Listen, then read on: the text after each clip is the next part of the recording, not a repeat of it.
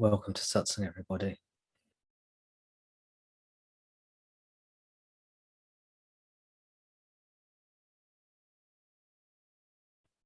Wonderful to have you here. It's lovely to be here with you. Remember, I like doing this with my hands. There's no obligation for you to do the same. And of course, if you want to do the same, you're very welcome to. But if you want to do something else with your hands or do nothing, it's all good. We don't have to conform. We just have to be ourselves. I want you just to be yourself.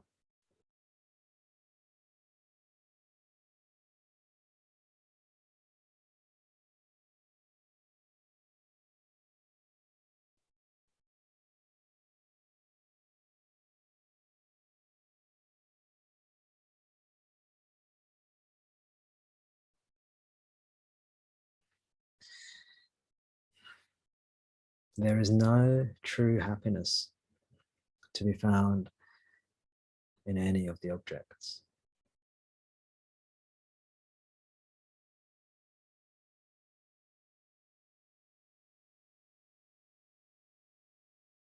Maybe some of you are discovering this. Objects, things, which includes thoughts and feelings and experiences and tables and chairs and career and sex and drugs and ethanol,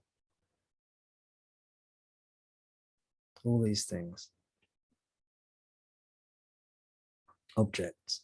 Maybe you're seeing that these things, all of which are temporary, transient, non-eternal, not lasting.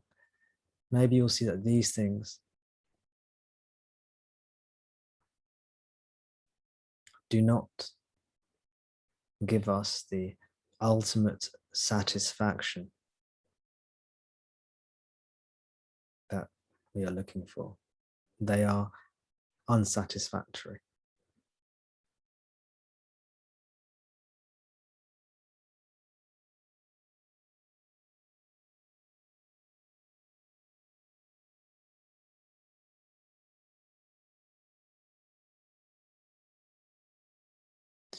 And we were just sitting together now, quietly.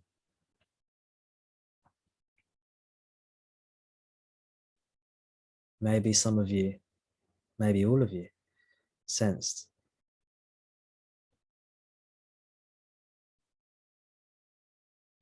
that eternal happiness, stillness, peace,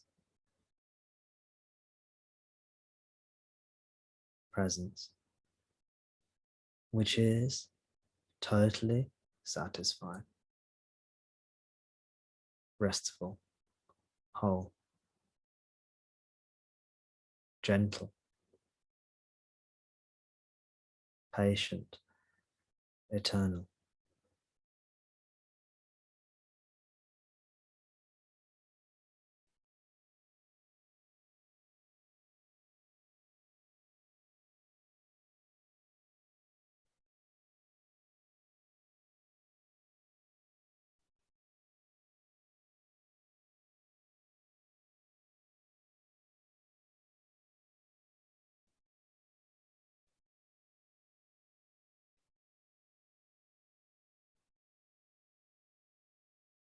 When you feel attracted to an object,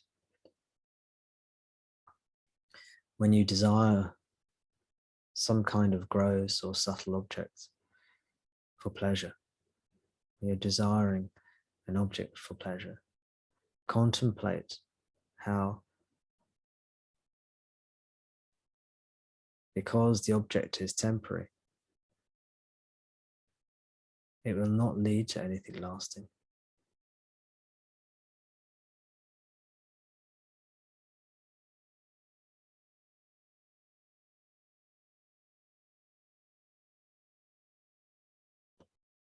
It may give you some happiness,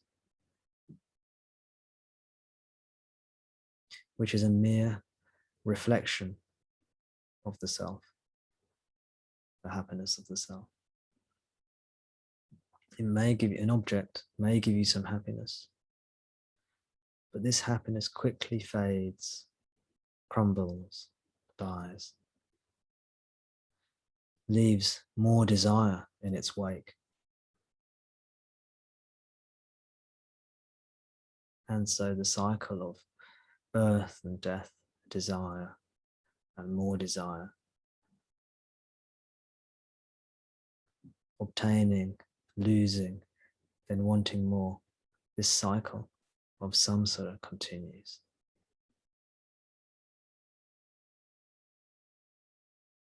And this desire for happiness in objects, this extroverted desire, projects the world, creates the world.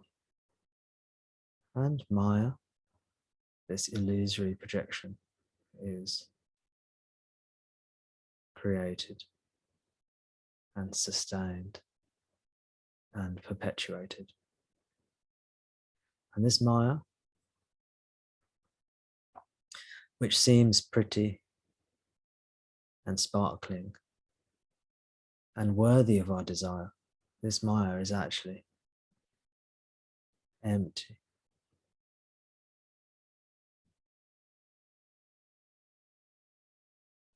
Cold, barren, desolate, void. And so when we try and grasp happiness through Maya, maybe we seem to catch something for a while and then it fades and disappears.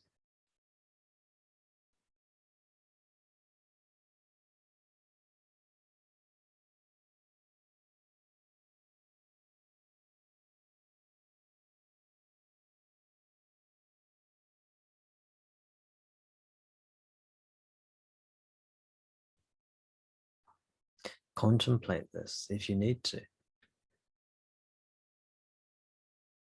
How objects come and go, they change and they die, they disappear, and they fade away.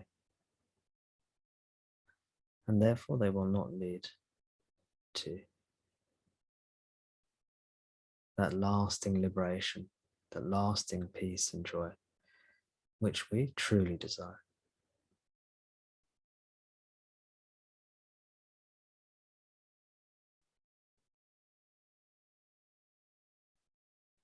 What will give us an unending source of peace and joy?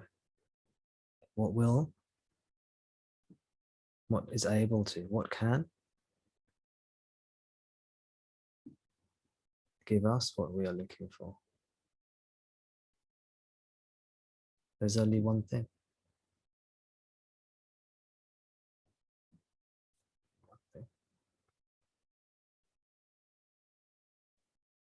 Ourself.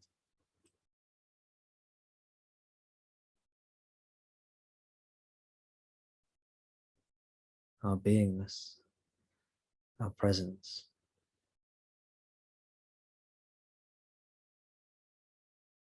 When felt through the body-mind, we may think it's God's presence.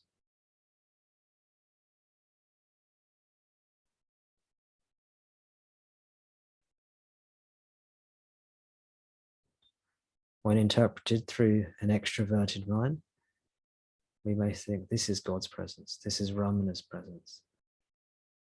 And it is.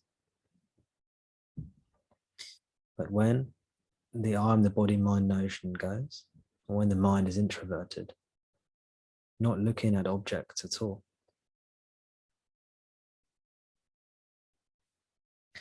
this presence, this beingness, this love, this happiness,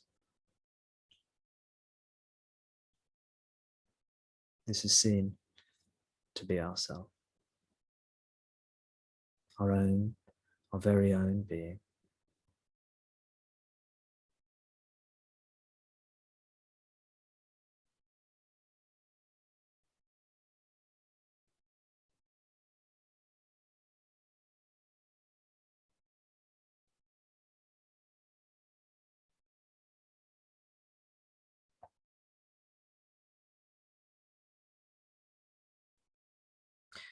There is a verse in Guru Vajrayakovai which says, the wise only look for happiness in consciousness, awareness, knowledge, this knowledge which is our consciousness.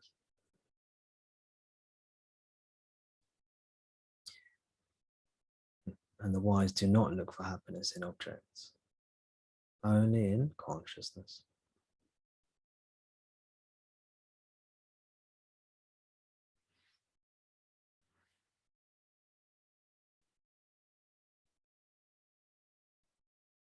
So discover what you are.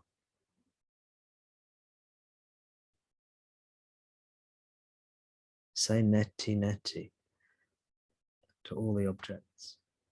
What am I? Not this, not that, not this. Cast them away, all the objects. Neti neti. Not this, not that. Not the body.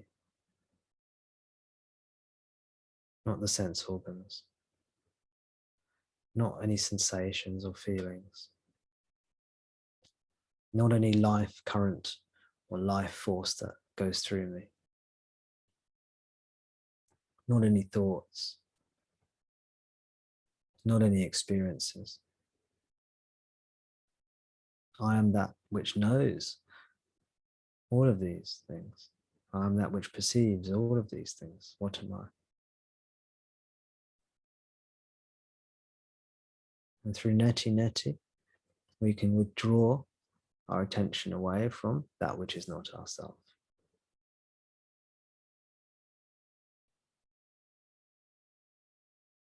And we can then turn our attention or let it recede back into itself.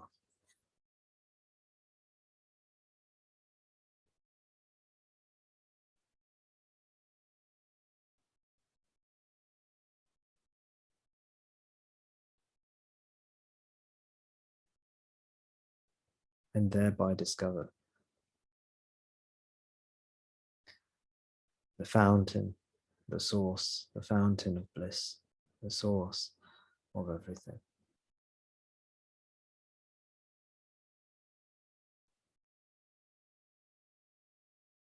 The essential thing.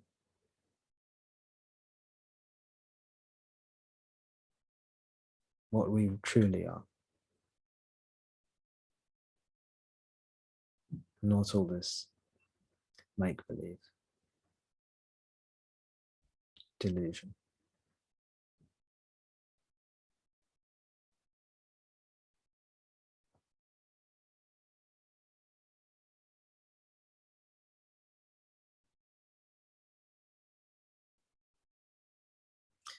The less you tolerate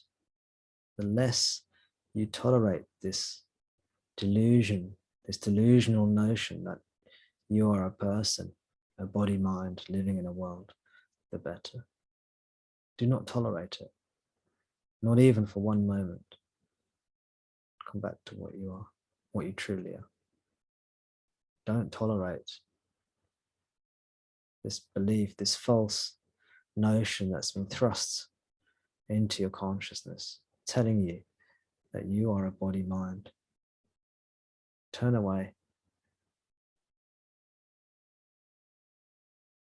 Come back to what you are. Realize you are the Supreme Spirit, also known as Brahman. Brahman, the Supreme Spirit, the Self, true Self, truth, reality.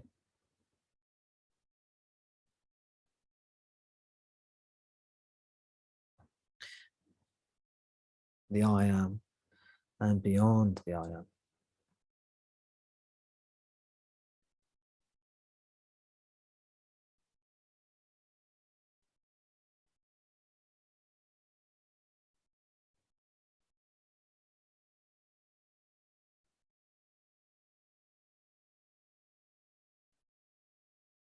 The light, the eternal light, the everlasting light,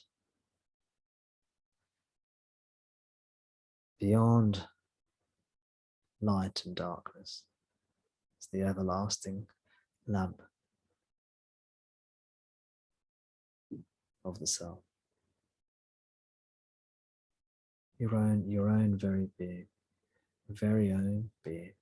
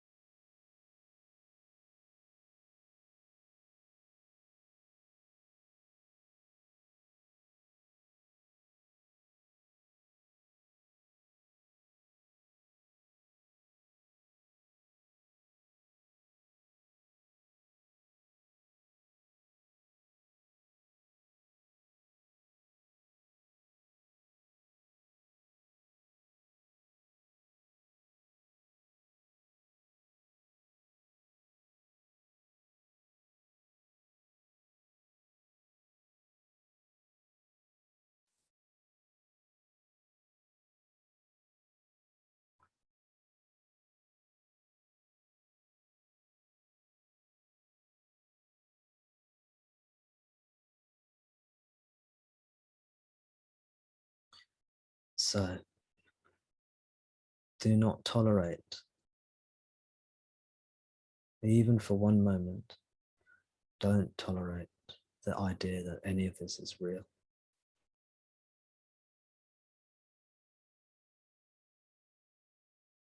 Don't tolerate the idea or the notion that you are a person, that you are a body mind.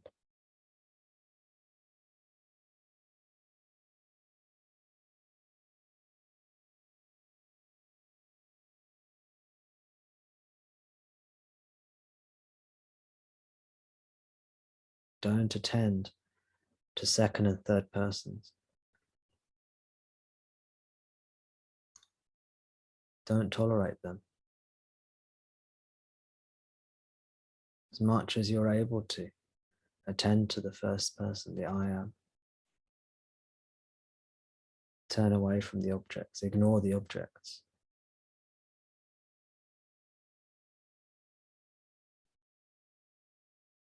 Abide as the self.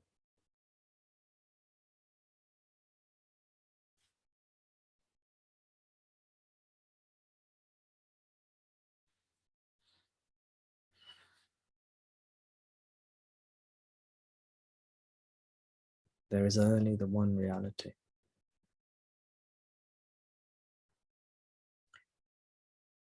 And that is what you are.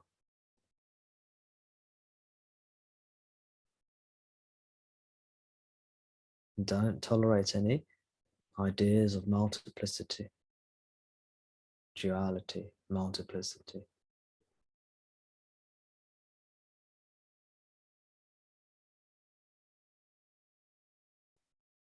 Of course, do what you need to do in your everyday life to look after yourself and those you need to look after.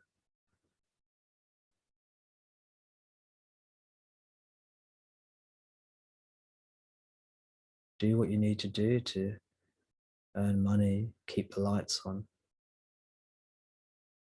clothe and feed yourself and those around you that you are responsible for.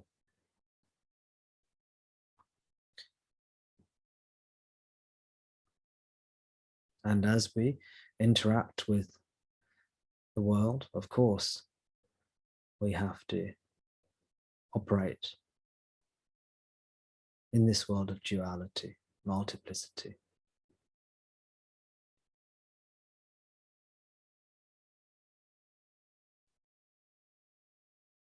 But I'm talking of your spiritual practice. I'm talking of self-realization.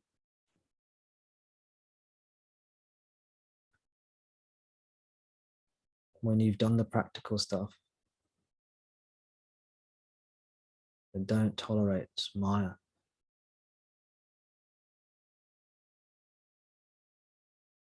Ignore name and form. See only the self everywhere.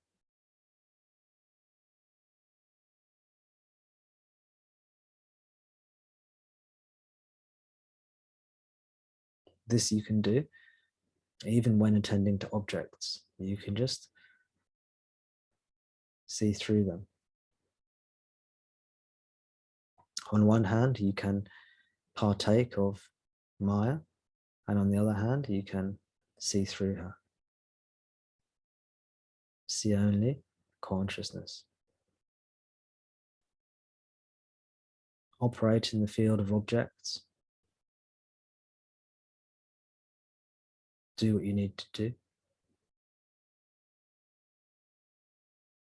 in your livelihood, etc. But also see all of this is just a play, a dance of consciousness.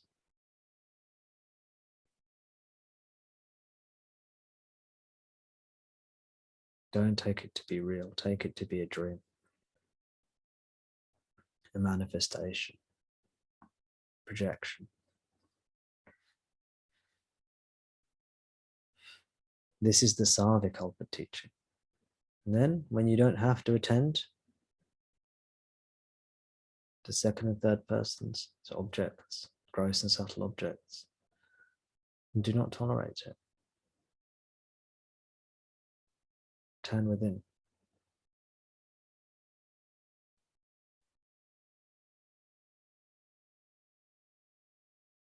Go into the self. Dive deep inwards.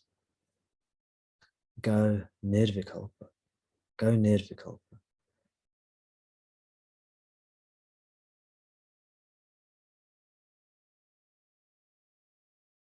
I think that's a good t-shirt slogan.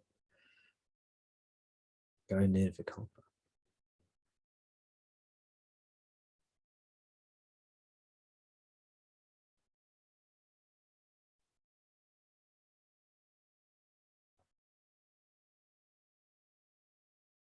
I'll put that on my Christmas list, I think.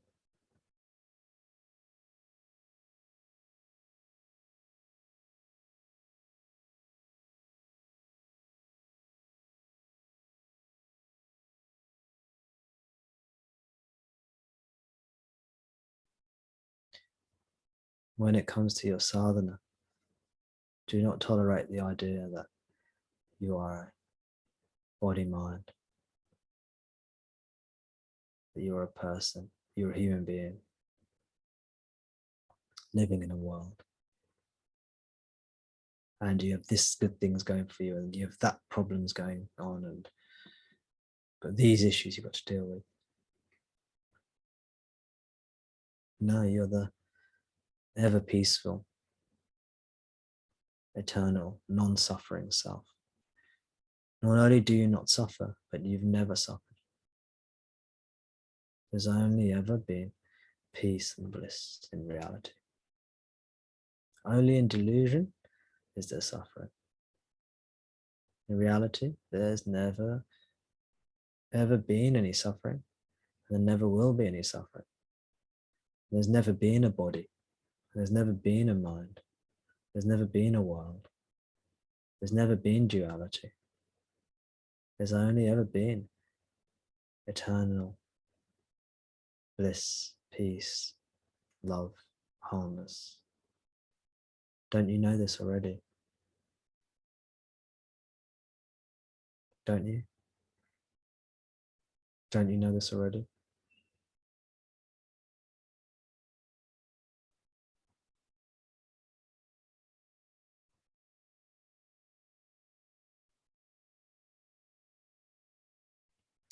This feeling, this deep intuition, when distorted through the body-mind, when translated and extroverted through the body-mind senses, it becomes this, it becomes the feeling, oh, this world shouldn't be like this. Life doesn't have to be like this. Life can be better. Life should be better. The world should be better.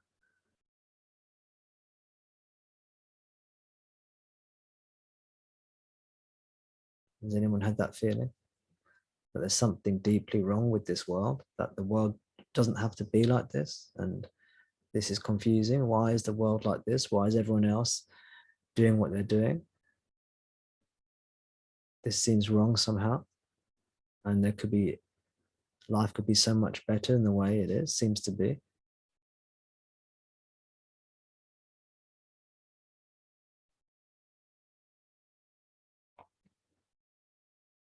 So when this deep intuition, this spiritual intuition we have is distorted through the idea I am the body mind, which is ignorance, it manifests as this world, there's something wrong with it. It could be so much better. Life, there's something wrong with this life, this world I'm in. It could be so much better. It doesn't have to be like this. And you might fight to change the world.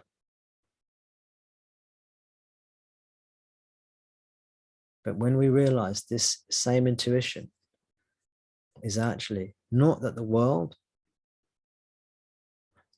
needs to change, but we don't realize what we are.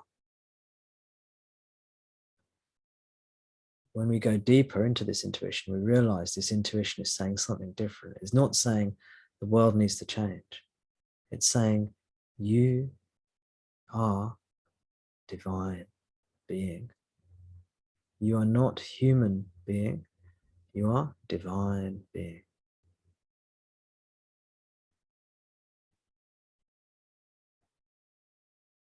You are divine being. You are not a divine being. You're not one of many divine beings. Another distortion. In fact, when we first come to this, when the identity of the body mind starts to slip away, that same spiritual intuition that we thought the world should be different, life doesn't have to be like this, life could be so much better than this, the world could be so much better than this, we can make a much better world together. This intuition that we have, it's a spiritual intuition, it's the essence of spirituality. As the identification with body mind starts to disappear and erode, we might go deeper and start to think, oh, I am a divine being. I am a divine being. This is deeper wisdom. There's still distortion. The I and the body-mind identity is eroding, and you're starting to realize, I am a divine being. Yes, I am a divine being.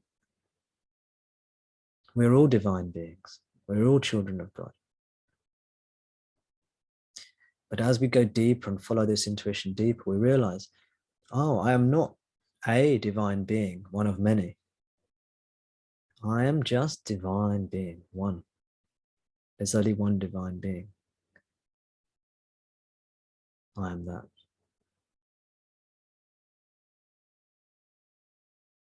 Of course, this is not philosophy. This is not intellectual. This is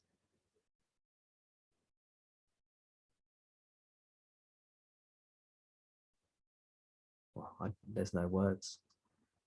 This is non-verbal, non-intellectual. This is deep, deep feeling. Not feeling of the body mind, but deep, deep feeling. It is what we are.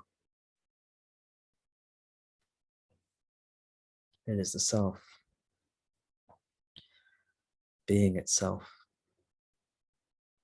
In quotes, recognizing itself, but just by being, not by knowing anything with the mind.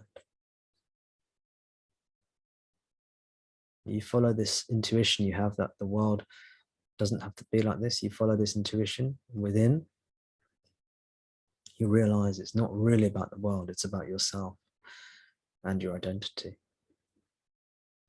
And realizing that the identity you have tolerated and you have believed is a false identity.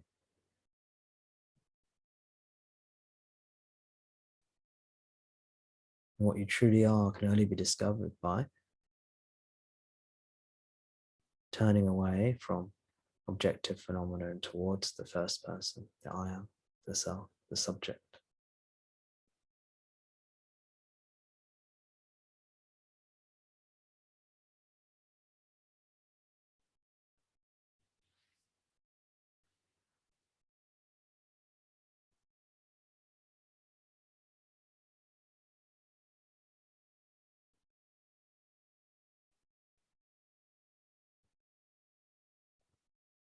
So all your thoughts only arise once you have tolerated and accepted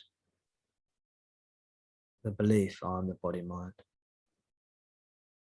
Only once you have tolerated that belief and accepted it, only then do your thoughts arise.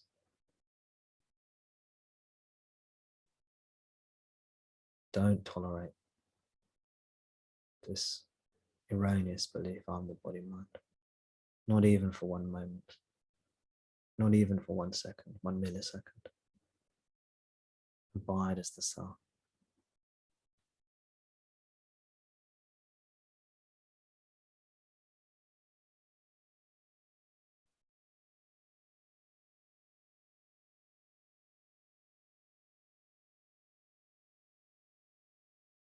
Use neti neti, who's going to help you. Neti neti.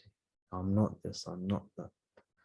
Whatever you see, hear, feel, taste, touch, think, experience, sense. Neti neti, neti neti.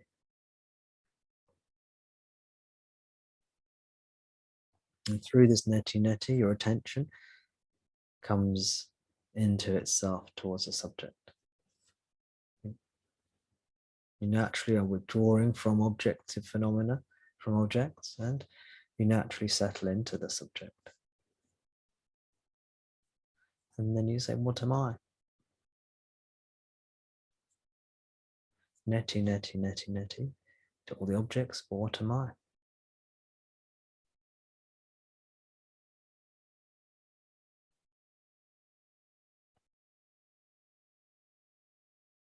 Bhagavan tells me I am the source.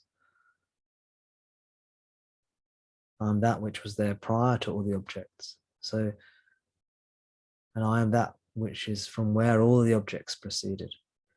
So from where do all these things come from? What is the source? I am that. Let me discover.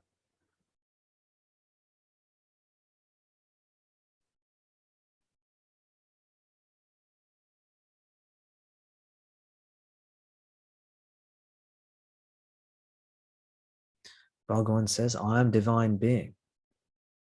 I am Brahman. I am God. Let me discover what I am. Let me not tolerate this belief in I am a body mind. Let me not enter into this fanciful notion that this world is real. Let me go within, discover what I am. Before the I thought arose, what was there? That is what I am, no? Isn't this what Bhagavan tells us? Before the I thought even arose, before any thinking, before any objective phenomena arose, before the body, mind, and world arose, I was there. Before anything was created, I am. Let me discover. Let me go back to this source. Let me turn away from all objective phenomena. Let me recreate the going back in time, reverse creation, go back into the source.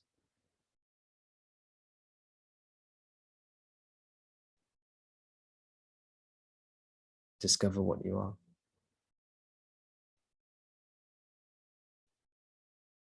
Reverse the process by which Maya was created and formed. This is self-inquiry. Bhagavan says, go back from where you came. Go back to where you came from.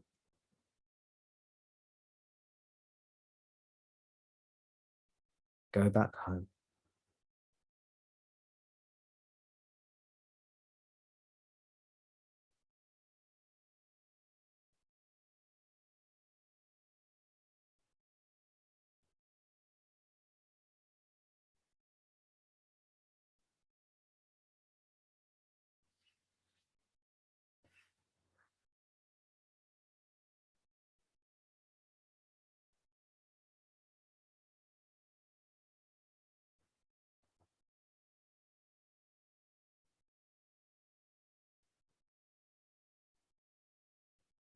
Allow this intuition to arise. I am divine being. You have this sense already. You know you're divine being. Now discover it fully. Shed the identity as body mind. Turn away from objects. Come back to what you are.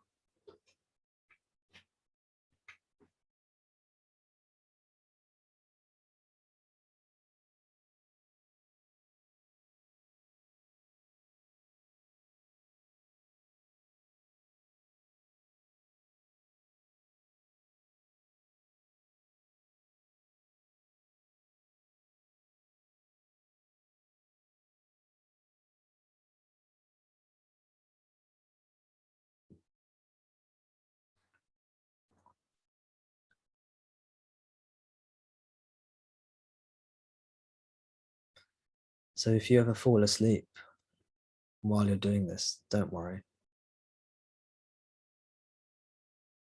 It's a good way to fall asleep.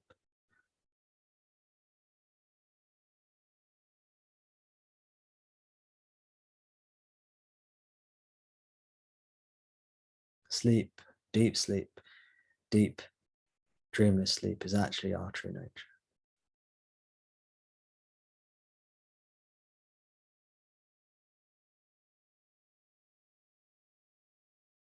When we take ourselves to be a body mind, we think deep sleep is a nothing, a blackness, a void. But when we come into our own self, we realize this is actually bliss. This is peace. This is the true life. And this deep sleep, which we are, the self, is ever present bliss.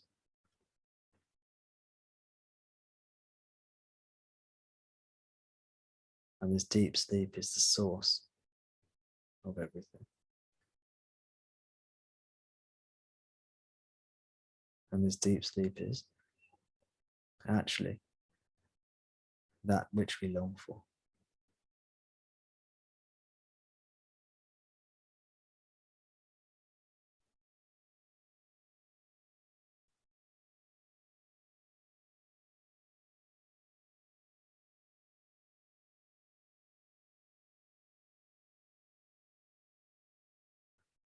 Ordinarily, deep sleep is thought to be an unconscious state, but we will realize it is actually the only conscious state.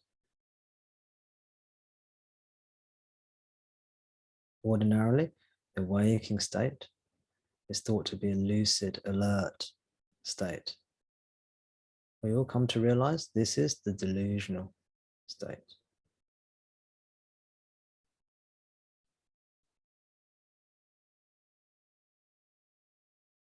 Ordinarily, we think happiness lies in various circumstances and experiences and objects and people.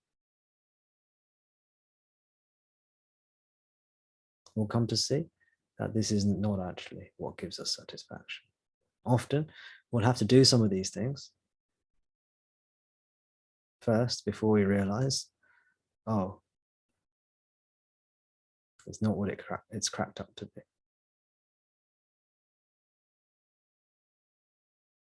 You see, we're looking for ourselves, and we mistakenly look for ourselves in all these different places.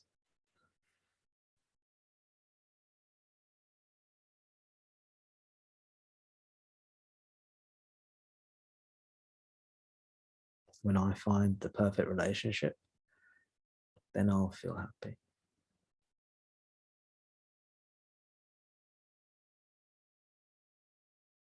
When I get to share my life completely with another person, with honesty, with love, with integrity, then I'll be happy. When I have children, then I'll be fulfilled. When I achieve what I want to achieve in the world,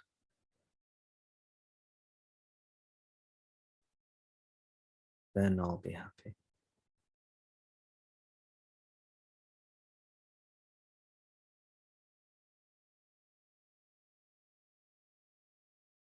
And we start to realize these things do bring us some happiness. Sometimes. Maybe more than sometimes. But there is a yearning that is not fulfilled through these worldly desires, no matter how noble and wonderful and wholesome they do not fulfill us.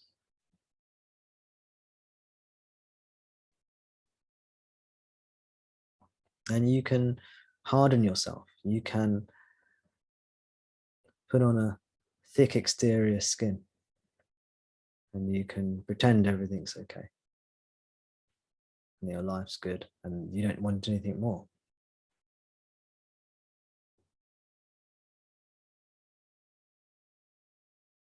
You can convince yourself that this is good, this is your life. But if you're more sensitive, you realize that you want more. You're looking for something deeper, richer, more fulfilling.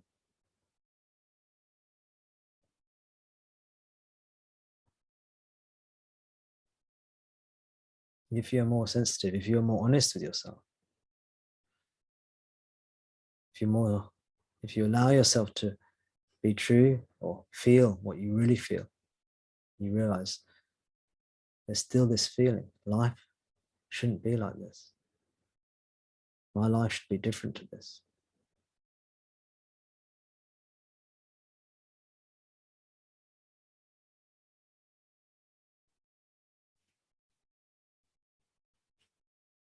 Actually, that is not true. Your life is perfect as it is. All you need to do is discover what you really are. It is not that life needs to be different, not that your life should be different, but you are not actually a person. This is the radical truth. This is the radical but good news. The radical gospel.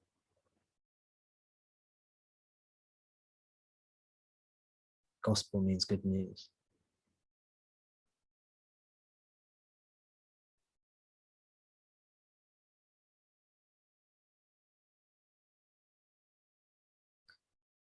Jesus said, "Ye are gods."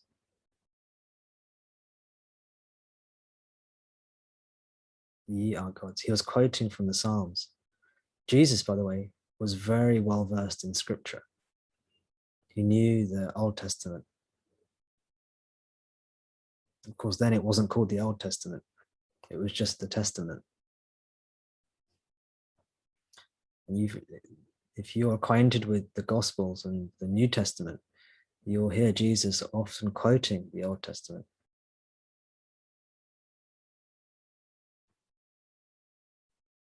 He said, "Ye are gods." He was quoting from one of the Psalms, which are these beautiful poems or songs from the Old Testament, from what we now call the Old Testament.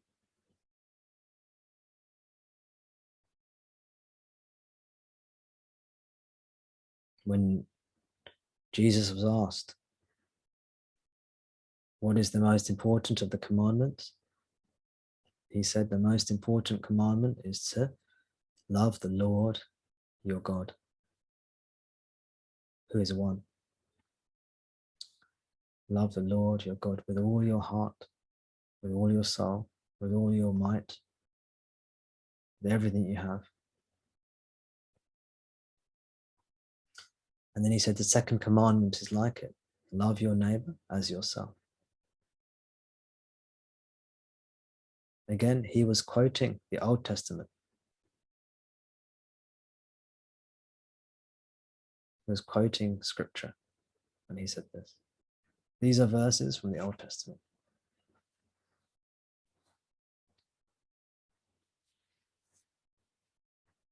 They're very clever because the Pharisees were trying to catch him out. And by quoting their own scriptures at them, he was able to point out the truth. But they couldn't touch him because he was also quoting the traditional scriptures.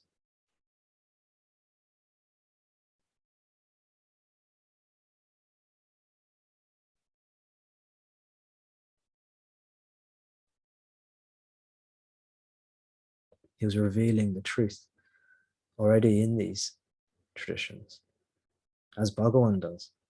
He reveals the truth present in all true spiritual traditions. These truths are there, they're just buried.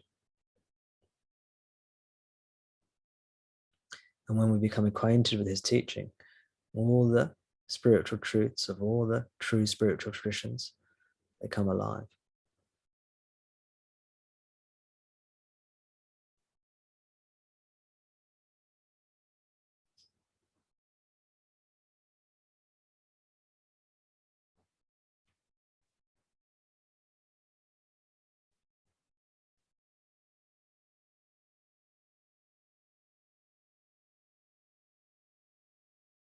The essential truth that is proclaimed, the essential spiritual truth that is proclaimed is one sentence, Tattvam Asi.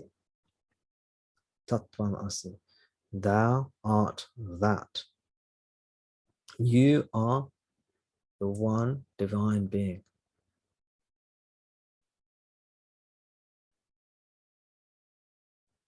In Guru Vachkakovai, Ramana tells us that every major religion, every true spiritual tradition will tell us this.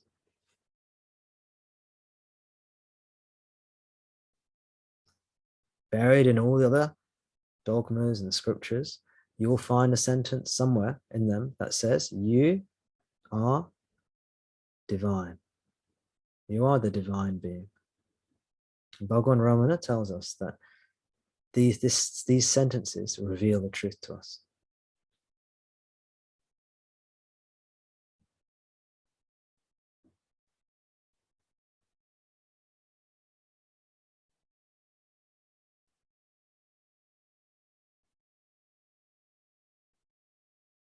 I think in Guru Vajradhara, Bhagwan Ramana even picks out some of these sentences from different religious traditions. But you have to check because I can't remember. I think he does that. I think he picks a few sentences from these different traditions and shows how they reveal the truth that the God, the all-powerful, the omnipotent, all-powerful, that which is present everywhere, the omnipresent. What is it? Omnipotent, omnipresent, omniscient, all-knowing. The three omnis. Omniscient, omnipotent, omnipresent. Science, science means knowledge. Science means knowledge. All-knowing. Omni means all. Omniscient means all-knowing. Omnipresent means all-pervading. Omnipotent, potent means power. Potency, all-powerful. These are the three classical attributes of God, which we take to be a being apart from ourselves initially. And all the true spiritual teachings will say that God, that you are that.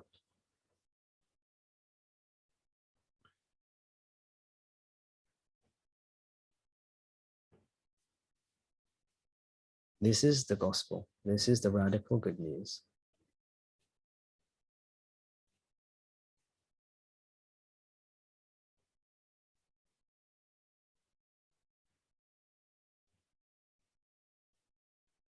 And all true spiritual traditions will contain a statement in them which says this, buried in amongst all the other teachings, which are probably also useful for the level at which they were intended.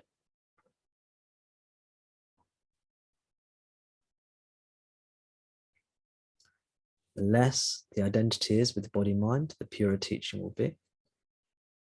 And the more attached you are to the body-mind, the more distorted the same teaching will be.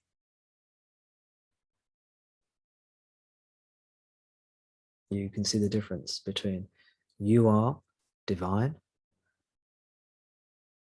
you are a divine being, and I'm a divine being, and he is a divine being, and she is a divine being.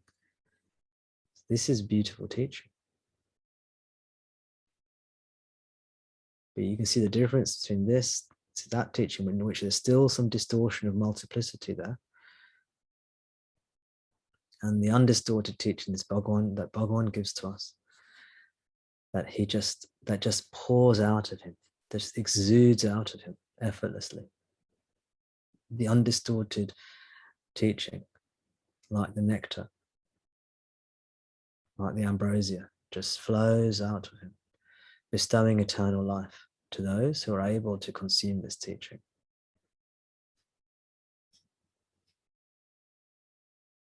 The teaching just pours out, flows out effortlessly.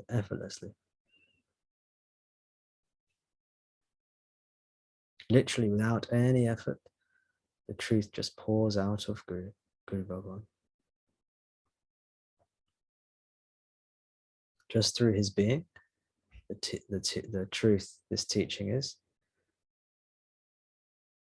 overflowing, like an overflowing cup, giving to us, ceaselessly teaching this teaching, in words, in silence.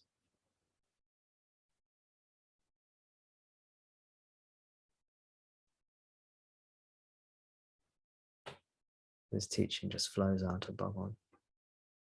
Where do we find Bhagavan? But within.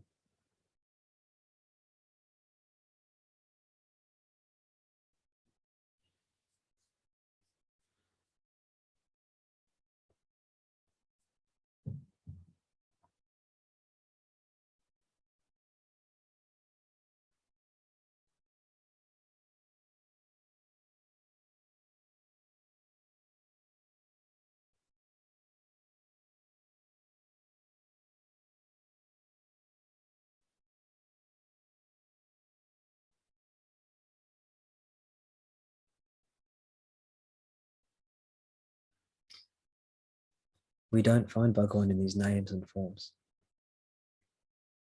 We don't find him in these names and forms. We only find him within.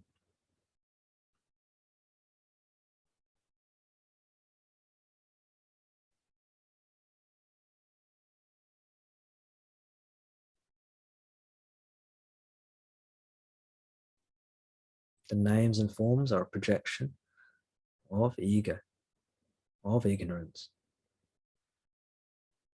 So by attending to them, by investigating name and form, which is Maya, we are perpetuating ignorance.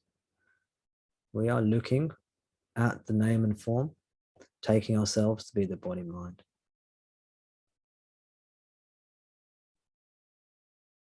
Or rather, taking ourselves to be body-mind, we look at objects, name and form.